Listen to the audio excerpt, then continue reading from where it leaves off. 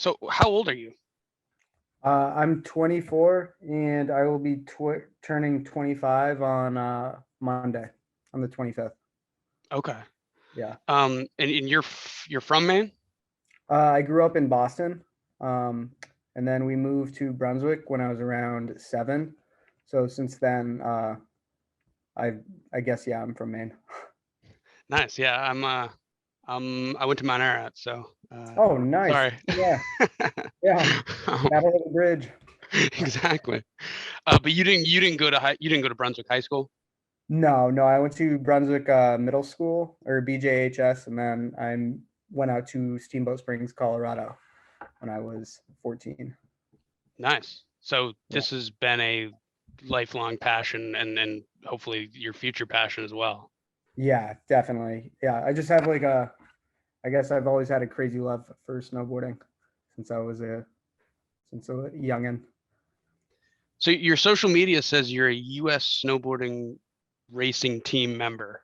Um, so I guess can you talk about your snowboarding background, like growing up, and then elaborate on exactly what it means to be a member of the US team? Yeah, so I mean, I grew up ski racing at Sugarloaf, at CVA during the weekend program, and then I always kind of wanted to snowboard. So when I was 6, my dad got me my first snowboard, um, and then I did both until I was 11. And I think a lot of the passion for my snowboarding and competing has come from Seth Westcott. He was a family friend, so we saw him at the 2006 and 2010 Winter Olympics. So right from a young age, I kind of always had this dream of being with the or competing for the U.S. at the Winter Olympics. And then I started competing when I was around 10, and it kind of took off from there. But I didn't have a snowboard coach um, until I went to high school. And that's part of the reason why I went out to Steamboat Springs. And then you snowboarded in college as well? Yes. Yeah. So initially I wanted to take some time off for snowboarding to, continue it. But instead, I ended up going to college. And in order to keep up with my snowboarding, I competed for Hobart and William Smith at the collegiate nationals. And so this isn't snowboard cross, right? This is slalom, or what are the exact names of your events? Yes, so it's parallel giant slalom, PGS and PSL. Okay. So it's like you're racing someone on another course, Yeah. and then the first one down moves on to the next round. Oh, okay. So it's not all time based. It's like a one-on-one.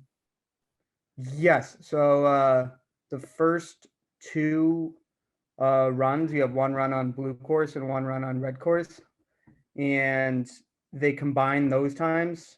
And then if you're in the top 16, you make finals, and then from there it's like a bracket. So 1 versus 16 and so forth. Oh, cool. I like that. Yeah, it's kind of cool. So when did you first come up with the idea of possibly, because I saw on your Facebook post you said it had been like almost a year in the making. So when did the idea first come to you, and why was it important to you? Well, so I graduated Hobart last year. I finished school in the fall, and then I went out to Europe. And when I was in Europe, I noticed like a bunch of my teammates, competitors, they were light years ahead of me, or they were a lot a lot of experience ahead of me. So um, my coach suggested that I needed more time on snow in order to catch up and be where they're at. So I came back from Europe and I was coaching CVA at the time, and I was on the chairlift, and I was kind of thinking about what he said and trying to be on snow as much as possible. So then I thought kind of about like how many runs could I possibly get in a day, and how much vertical would that accumulate. So then I just kind of thought like there's got to be a record for most vertical in a day, and I looked it up, and sure enough, there was the Guinness World Records, and I just thought it was kind of like a fun thing to try. It was a challenge, so I kind of just like went from there. And it was a no-brainer. Doing it at Sugarloaf. Oh yeah, I thought like Sugarloaf's like my home mountain. I grew up there, and I thought it would be super cool to. I thought it was gonna. It was like a. I thought it was just gonna be like a pretty easy feature to do like at Sugarloaf. So And so, what time of day did you start? I started at 6:34 a.m. and then it went on to around like 6:18 p.m. is when I finally stopped for the ending of my last run. So you pretty much, or you did the full 12 hours. Yeah, no, I did the full 12 hours. So kind of how Guinness works is for every hour that you complete, you get 5 minutes of rest. But I decided to just kind of skip the rest. I had the chairlift, so I figured that I would just keep going and try to see as many runs as I could possibly get. And how did Sugarloaf or other people assist you in this endeavor? Well, I mean, honestly, I think the easiest part of this whole thing was the snowboarding. I think the hardest part was, getting everything together, because for Guinness, there's a bunch of rules and guidelines that you have to follow. And, without Sugarloaf, the ski patrol, the lift attendants, the volunteers, and Dan Wagner, who videoed, like, I couldn't have done it without them. And, Ethan Austin, who works at Sugarloaf, has been a huge help in just trying to get everything together. And they were super nice to make that sign for me. So, like, huge shout out to all of the people that helped me, because it wouldn't have been possible without them. Yeah, I saw the photo of the super quad. Like you had your own lane. Is that right?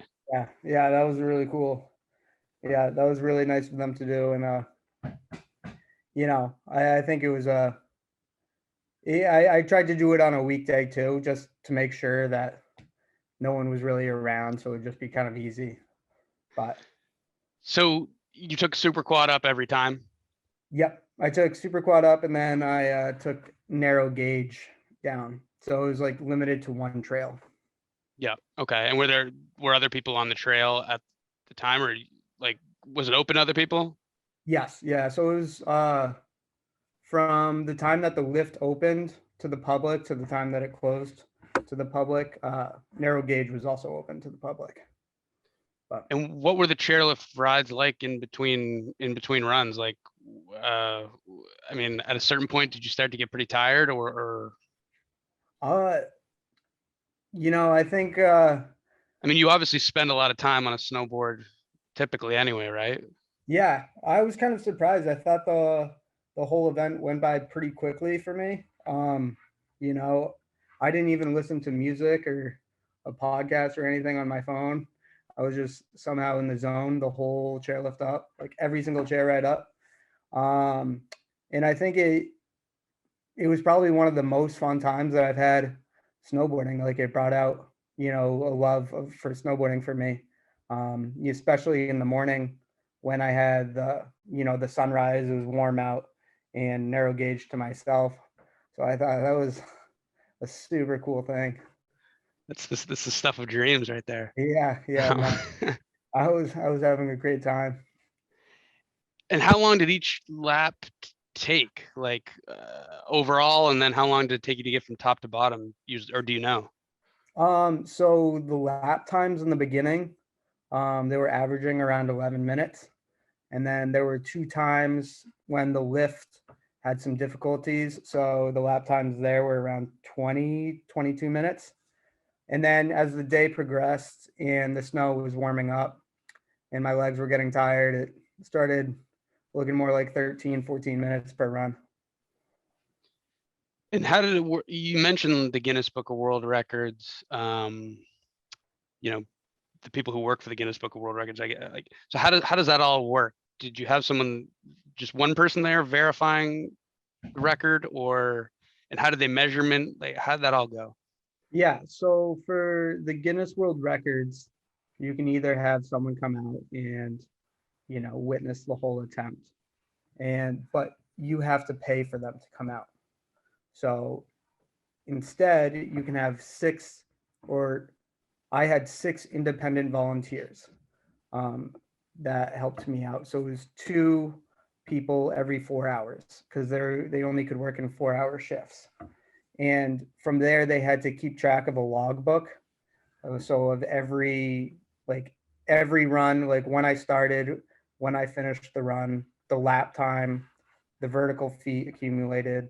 So like I said, without them, without all the volunteers, like none of this would have been possible. And how much did you beat the previous record by? So the previous record was set by Keith Hayes in 2017, and that was 62,335 feet. And I accumulated 95,088 feet. So around like 30 more thousand feet than he did.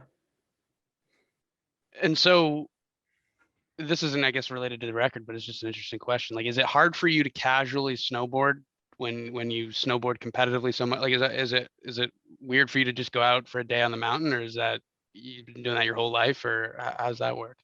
Yeah, that's a great question. When I'm over and when I'm training, it's more so you're going out, you're only in gates, and then you have your warm up runs, and then that's it. So I think that's another reason why I kind of enjoyed this so much, is because I'm so used to just going out and being coached. But I had the whole time to myself for 12 hours every run, so I thought that was a great thing. And so you're graduated from college now, or you're still in college?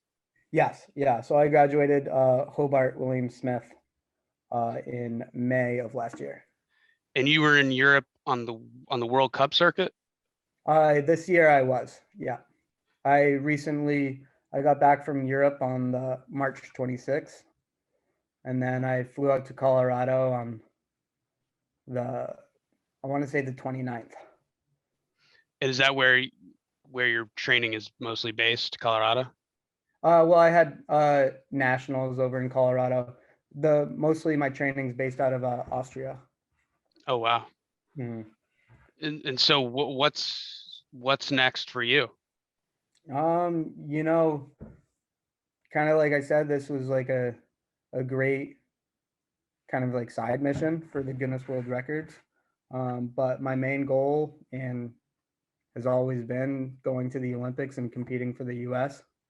So I'm looking forward to 2026, and we'll see from there. But Nice. You're targeting, or you want to try to qualify for 2026? yes, yeah, that's correct. That's a big goal of mine. Very cool. Yeah. Um, the did let's see here. Um,